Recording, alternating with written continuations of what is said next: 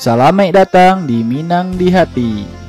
Baiklah, kali ini kita akan membahas topik yang sangat menarik, yaitu apakah benar laki-laki Minangkabau dibeli ketika akan menikah? Nah, sebelum kita masuk pembahasan itu, kita akan membahas terlebih dahulu pandangan laki-laki Minangkabau secara umum di masyarakat Indonesia. Sering kita jumpai bahwasanya pandangan masyarakat di luar suku Minangkabau memandang laki-laki Minangkabau sebagai berikut. Yang pertama, laki-laki di Minang dibeli berdasarkan pada derajat pendidikannya. Nah, semakin tinggi derajat pendidikannya, maka akan semakin tinggi juga harganya. Yang kedua, laki-laki di Minang dibeli memang dibolehkan, namun nantinya setelah menikah, sang suami akan memiliki beban lebih banyak seperti menanggung biaya pendidikan adik-adiknya, sang calon istrinya, dan beban ekonomi keluarga lainnya. Yang ketiga, laki-laki di Minang dibeli meskipun belum memiliki status pekerjaan yang jelas, belum sejahtera ekonominya, tetap dipatok harga sesuai pendidikan. Dan ini juga berlaku untuk semua prosesi lamaran hingga pernikahan di ranah Minang.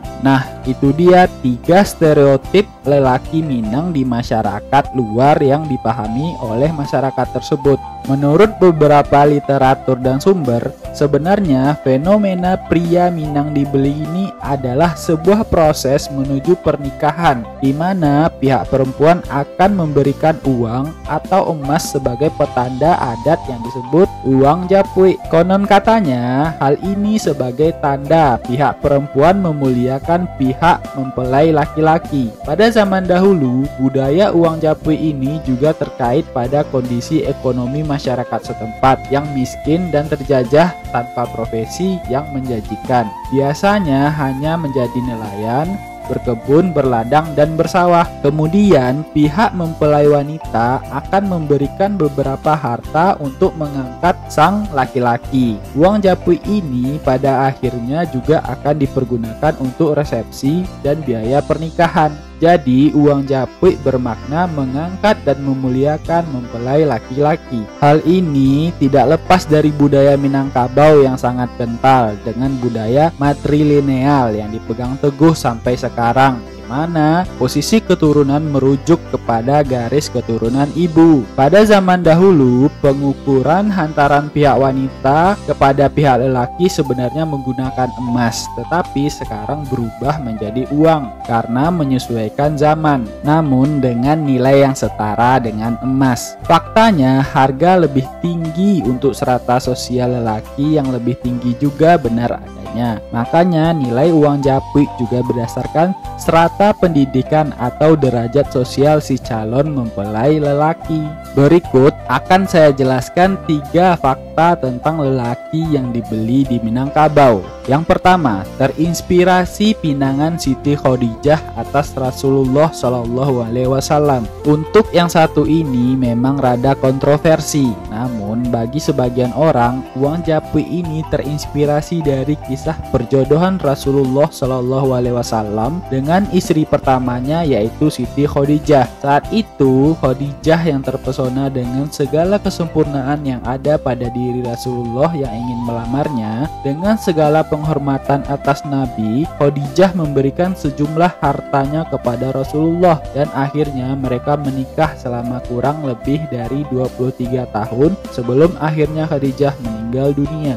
Yang kedua, nominal uang japui. Nominal uang japui ini bisa dimusyawarahkan, namun berdasarkan beberapa sumber yang ada, kisaran dari angkanya yaitu 5 juta rupiah hingga kelipatannya yang tinggi bisa sampai 50 juta bahkan lebih. Terlebih jika kedua calon pasangan ini memiliki derajat ekonomi yang cukup mapan. Jadi tidak ada keberatan dari salah satu pihak untuk mengeluarkan dana yang cukup besar. Seperti pada penjelasan di atas, nominal ini juga banyak yang berstandar pada derajat pendidikan atau strata sosial si calon mempelai laki-laki. Jika mempelai laki-laki adalah seorang sarjana, maka bisa saja uang japuinya senilai 35 juta rupiah atau setara dengan jumlah biaya kuliah si pihak laki-laki.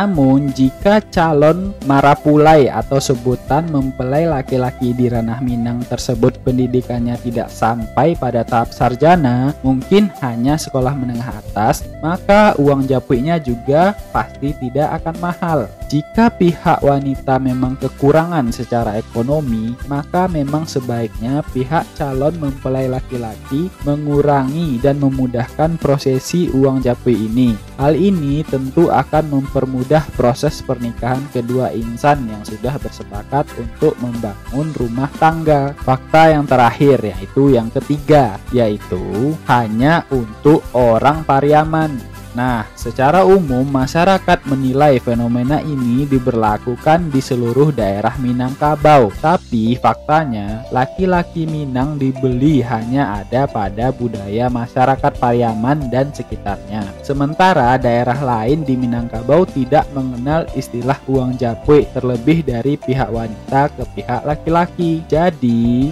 tidak harus takut untuk wanita-wanita yang bukan berasal dari Minangkabau ketika jatuh cinta dan ingin menikah dengan laki-laki Minang. Budaya ini bisa saja tidak diterapkan karena sudah lintas budaya. Biasanya pernikahan lintas budaya akan mengambil hal-hal yang umum dan pantas untuk kedua belah pihak saja tanpa mengunggulkan budaya salah satunya. Nah, bagi kamu gadis-gadis Minangkabau sepertinya tidak akan perlu risau karena budaya seperti ini memang adanya di daerah Pariaman saja dan sekitarnya. Bagi yang memang ada calon suami berasal dari Pariaman, tidak usah terlalu takut karena uang japui ini jumlahnya tidaklah pasti dan sangat bisa dimusyawarahkan. Pada dasarnya budaya Minangkabau itu sangat lekat dan erat dengan perintah Allah Subhanahu wa taala karena adat istiadat Minangkabau harus berdasarkan pada syariat Islam dan syariat agama harus merujuk pada kitab Allah yaitu Al-Quran.